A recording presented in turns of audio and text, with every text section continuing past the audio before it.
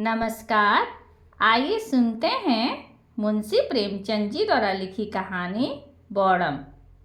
मुझे देवीपुरा गए 5 दिन हो चुके थे, पर ऐसा एक भी दिन न होगा कि बॉडम की चर्चा न हुई हो। मेरे पास सुबह से शाम तक गांव के लोग बैठे रहते थे। मुझे अपनी बहुज्ञता को प्रदर्शित करने का न कभी ऐसा अवसर ही मिला था और न प्रलोभन ही। मैं बैठा बैठा इधर उधर की गप्पें उड़ाया करता। बड़े लाट ने गांधी बाबा से यह कहा और गांधी बाबा ने यह जवाब दिया। अभी आप लोग क्या देखते हैं, आगे देखिएगा क्या क्या गुल खिलते हैं। पूरे 50,000 जवान जेल जाने को तैयार बैठे हुए हैं। गांधी जी ने आज्ञा दी है कि हिंदू में छूत छात का भेद न रहे, नहीं तो देश को और भी अधीन देखने पड़ेंगे। अस्तु, लोग मेरी बातों को तन्मय होकर सुनते। उनके मुख फूल की तरह खिल जाते। आत्माभिमान की आभा मुख पर दिखाई देती। गदगद कंठ से कहते, अब तो महात्मा जी का ही भरोसा है। न हुआ बॉडम, नहीं आपका गला न छोड़ता, आपको खाना पीना कठिन हो जाता। कोई उससे ऐसी बात किया करे तो रात की रात बैठा रहे। मैंने एक दिन पूछा, आखिर यह बॉडम है कौन, कोई पागल है क्या? एक सज्जन ने कहा, महाशय पागल क्या है, बस बॉडम है। घर में लाखों की संपत्ति है, शक्कर की 1 मिल सिवान में है, 2 कारखाने छपरे में हैं, 3-3, 4-4 सौ के तलब वाले आदमी नौकर हैं। पर इसे देखिए, फटे हाल घुमा करता है। घर वालों ने सिवान भेज दिया था कि जाकर वहाँ निगरानी करे। 2 ही महीने में मैनेजर से लड़ बैठा। उसने यहाँ लिखा, मेरा इस्तीफा लीजिए। आपका लड़का मजदूरों को सिर चढ़ाए रहता है, वे मन से काम नहीं करते। आखिर घर वालों ने बुला लिया। नौकर चाकर लूटते खाते हैं, उनकी तो जरा भी चिंता नहीं। पर जो सामने आम का बाग है, उसकी रात दिन रखवाली किया करता है। क्या मजाल है कि कोई एक पत्थर भी फेंक सके। एक मियाँ जी बोले, बाबूजी, घर में तरह तरह के खाने पकते हैं, मगर इसकी तकदीर में वही रोटी और दाल लिखी है और कुछ नहीं। बाप अच्छे अच्छे कपड़े खरीदते हैं, लेकिन वह उनकी तरफ निगाह भी नहीं उठाता। बस वही मोटा कुर्ता गाड़े की तहमत बांधे मारा मारा फिरता है। आपसे उसकी सिफत कहाँ तक कहें, बस पूरा बॉडम है। ये बातें सुनकर भी इस विचित्र व्यक्ति से मिलने की उत्कंठा हुई। सहसा एक आदमी ने कहा, वह देखिए बॉडम आ रहा है। मैंने कौतूहल से उसकी ओर देखा। एक 20-21 वर्ष का हष्ट पुष्ट युवक था। नंगे सिर, एक गाड़े का कुर्ता पहने, गाड़े का ढीला पाजामा पहने चला आता था। पैरों में जूते थे। पहले मेरी ही ओर आया। मैंने कहा, आइए बैठिए। उसने मंडली की ओर अवहेलना की दृष्टि से देखा और बोला, अभी नहीं, फिर आऊँगा। यह कहकर चला गया। जब संध्या हो गई और सभा विसर्जित हुई, तो वह आम के बाग की ओर से धीरे धीरे आकर मेरे पास बैठ गया और बोला, इन लोगों ने तो मेरी खूब बुराइयां की होंगी, मुझे ये बॉडम का लक़ब मिला है।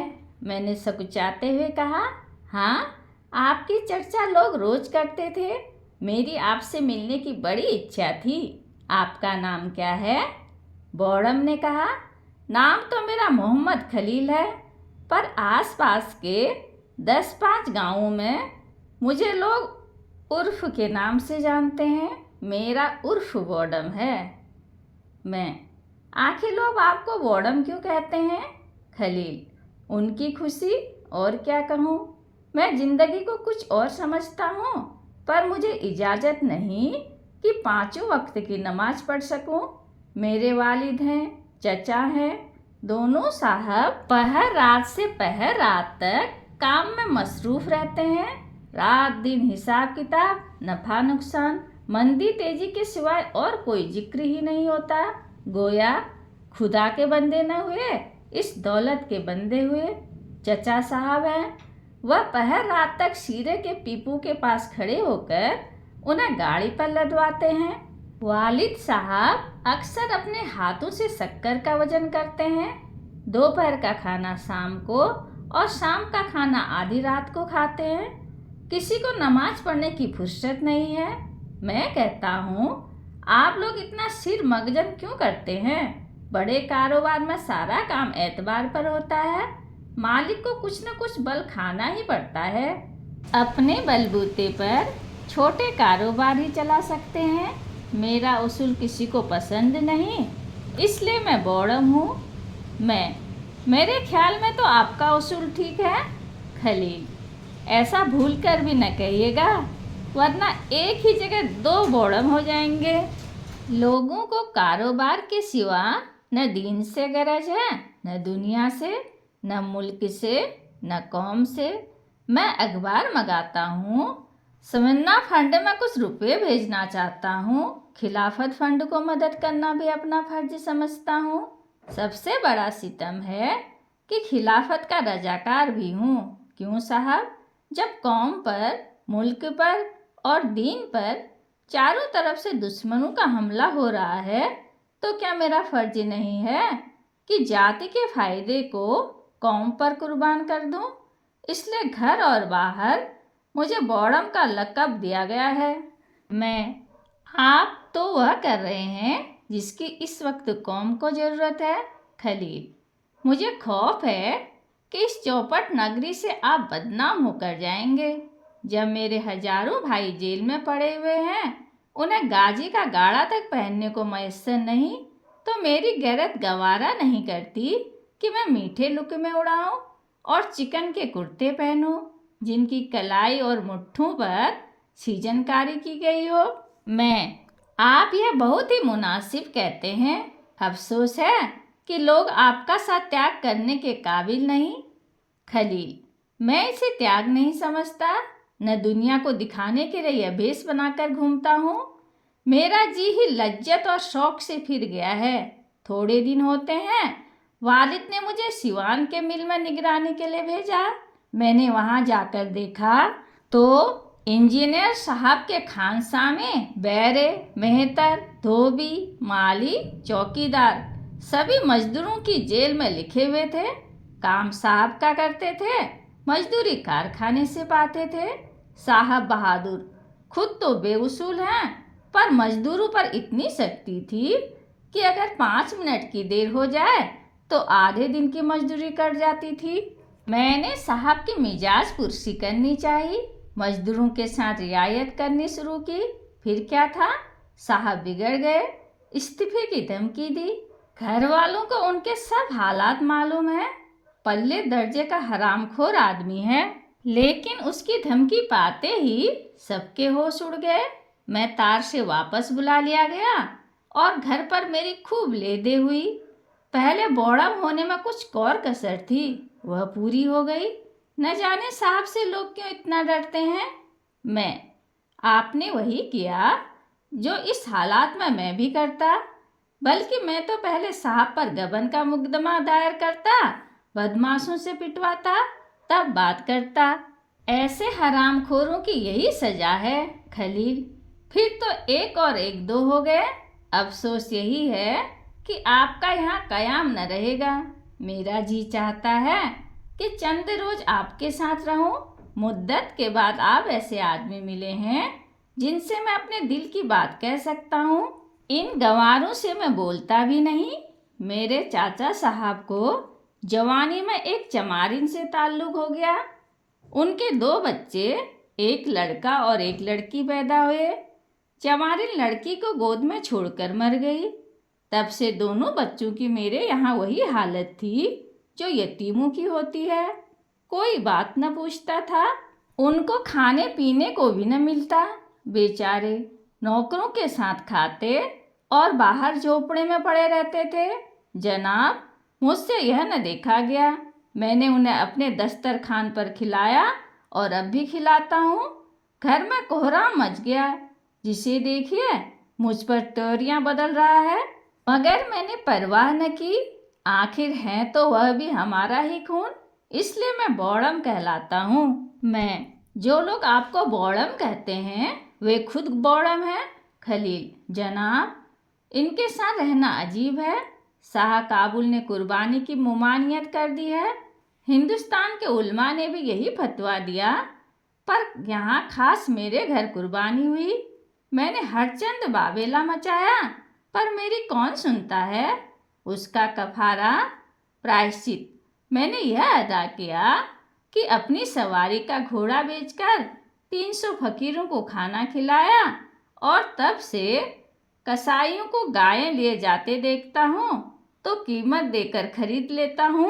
इस वक्त तक 10 गायों की जान बचा चुका हूँ। वे सब यहाँ हिंदुओं के घरों में हैं। पर मज़ा यह है कि जिन्हें मैंने गायें दी हैं वे भी मुझे बौड़म कहते हैं। मैं भी इस नाम का इतना आदी हो गया हूँ कि अब मुझे इससे मोहब्बत हो गई है। आप जैसे बौड़म काश मुल्क में और ज़्यादा होते। खलील: लीजिए, आपने भी बनाना शुरू कर दिया। यह देखिए, आम का बाग है। मैं उसकी रखवाली करता हूँ। लोग कहते हैं जहाँ हजारों का नुकसान हो रहा है वहाँ तो देखभाल करता नहीं। जरा सी बगिया की रखवाली में इतना मुस्तैद। जनाब, यहाँ लड़कों का यह हाल है कि एक आम तो खाते हैं और 25 आम गिराते हैं। कितने ही पेट चोट खा जाते हैं और फिर किसी काम के नहीं रहते। मैं चाहता हूँ कि आम पक जाएं, टपकने लगे, तब जिसका जी चाहे चुन ले जाए। कच्चे आम खराब करने से क्या फ़ायदा। यह भी मेरे बौड़मपन में दाखिल है। ये बातें हो ही रही थी कि सहसा 3-4 आदमी एक बनिए को पकड़े घसीटते हुए आते दिखाई दिए। पूछा तो उन चारों आदमियों में से एक ने, जो सूरत से मौलवी मालूम होते थे, कहा, यह बड़ा बेईमान है, इसके बाँट कम है। अभी इसके यहाँ से सेर भर घी ले आया हूँ, घर पर तोलता हूँ तो आधा पाव गायब। अब जो लौटाने आया हूँ तो कहता है मैंने तो पूरा तोला था। पूछो, अगर तूने पूरा तोला था तो क्या मैं रास्ते में खा गया। अब ले चलता हूँ थाने पर, वहीं इसकी मरम्मत होगी। दूसरे महाशय, जो वहाँ डाक खाने में मुंशी थे, बोले, इसकी हमेशा ही यही आदत है, कभी पूरा नहीं तोलता। आज ही 2 आने की शक्कर मंगवाई। लड़का घर लेकर गया तो मुश्किल से 1 आने की थी। लौटाने आया तो आंख दिखाने लगा। इसके बाँटों की आज जांच करानी चाहिए। तीसरा आदमी अहीर था। अपने सिर पर से खली की गठरी उतार कर बोला, साहब, यह 11 रुपये की खली है। 6 सेर के भाव से दी थी। घर पर तोला तो 2 सेर हुई। लाया कि लौटा दूं, पर यह लेता ही नहीं। अब इसका निपटारा थाने में ही होगा। इस पर कई आदमियों ने कहा, यह सचमुच बेईमान आदमी है। बनिए ने कहा, अगर मेरा बाट रत्ती भर कम निकले तो 1000 रुपये डांट दूं। मौलवी साहब ने कहा, तो कमबख्त टांग की मारता होगा। मुंशी जी बोले, टांग की मार देता है, यही बात है। अहीर ने कहा, दोहरे बाट रखे हैं, दिखाने के और बेचने के और। इसके घर की पुलिस तलाशी ले। बनिए ने फिर प्रतिवाद किया। पकड़ने वालों ने फिर आक्रमण किया। इसी तरह कोई आधे घंटे तक तकरार होती रही। मेरी समझ में न आता था कि क्या करूं। बनिए को छुड़ाने के लिए जोर दूं या जाने दूं। बनिए से सभी जले हुए मालूम होते थे। खलील को देखा तो गायब, न जाने कब उठकर चला गया। बनिया किसी तरफ न दबता था, यहाँ तक कि थाने जाने से भी न डरता था। ये लोग थाने जाना ही चाहते थे कि बौड़म सामने आता दिखाई दिया। उसके एक हाथ में एक टोकरा था, दूसरे हाथ में एक कटोरा, और पीछे एक 7-8 बरस का लड़का। उसने आते ही मौलवी साहब से कहा, यह कटोरा आप ही का है काजी जी। मौलवी चौंक कर, हाँ है तो फिर तुम इसे मेरे घर से क्यों लाए। बौड़म, इसलिए कि कटोरे में वही आधा पाव घी है जिसके विषय में आप कहते हैं कि बनिए ने कम तोला। घी वही है, वजन वही है। बेईमानी गरीब बनिए ने न की है, बल्कि काजी हाजी मौलवी जहूर अहमद की है। मौलवी, तुम अपना बौड़मपन यहाँ न दिखाना। नहीं तो मैं किसी से डरने वाला नहीं हूँ। तुम लखपति होगे तो अपने घर के होगे, तुम्हें क्या मजाल था मेरे घर में जाने का? बॉडम: वही जो आपको बनिए को थाने में ले जाने का है। अब यह घी भी थाने जाएगा। मौलवी सिटपिटाकर: सबके घर में थोड़ी बहुत चीज़ रखी ही रहती है। कसम कुरान शरीफ की, मैं अभी तुम्हारे वालिद के पास जाता हूँ। आज तक गांव भर में किसी ने मुझ पर ऐसा इल्ज़ाम नहीं लगाया था।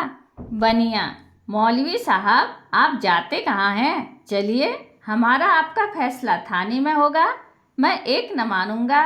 कहलाने को मौलवी, दीनदार, ऐसे बनते हैं कि देवता ही हैं, पर घर में चीज़ रखकर दूसरों को बेईमान बनाते हैं। यह लंबी दाढ़ी धोखा देने के लिए बढ़ाई है। मगर मौलवी साहब न रुके। बनिए को छोड़कर खलील के बाप के पास चले गए, जो इस वक्त शर्म से बचने का सहज बहाना था। तब खलील ने अहीर से कहा, क्यों बे, तू भी थाने जा रहा है? चल, मैं भी चलता हूँ। तेरे घर से यह शेर भर खली लेता आया हूँ। अहीर ने मौलवी की दुर्गति देखी तो चेहरे पर हवाइयाँ उड़ने लगी। बोला, भैया, जवानी की कसम है, मुझे मौलवी साहब ने सिखा दिया था। खलील: दूसरे के सिखाने से तुम किसी के घर में आग लगा दोगे? खुद तो बच्चा दूध में आधा पानी मिला मिला कर बेचते हो, मगर आज तुमको इतनी मुठमर्दी सवार हो गई कि एक भले आदमी को तबाह करने पर आमादा हो गए। खली उठाकर घर में रख ली, उस पर बनिए से कहते हो कि कम तोला। बनिया: भैया, मेरी लाख रुपए की इज्जत बिगड़ गई। मैं थाने में रपट लिखे बिना न मानूंगा। अहीर: साहू जी, अब की माफ़ करो, नहीं तो कहीं का न रहूँगा। तब खलील ने मुंशी जी से कहा, कहिए जनाब, आपकी कलई खोलूं या चुपके से घर की राह लीजिएगा? मुंशी: तुम बेचारे मेरी कलई क्या खोलोगे? मुझे भी अहीर समझ लिया है कि तुम्हारी भपकियों में आऊँगा। खलील लड़के से: क्यों बेटा, तुम शक्कर लेकर सीधे घर चले गए थे? लड़का मुंशी जी को सशंक नेत्रों से देखकर: बताऊंगा। मुंशी: लड़के को जैसा सिखा दोगे वैसा कहेंगे। खलील: बेटा, अभी तुमने मुझसे जो कहा था वही फिर कह दो। लड़का: दादा मारेंगे। मुंशी: क्या तूने रास्ते में शक्कर फाँक ली थी? लड़का रोने लगा। खलील: जी हाँ, इसने मुझसे खुद कहा, पर आपने उससे तो पूछा नहीं, बनिए के सिर हो गए। यही शराफत है। मुंशी: मुझे क्या मालूम था कि उसने रास्ते में यह शरारत की।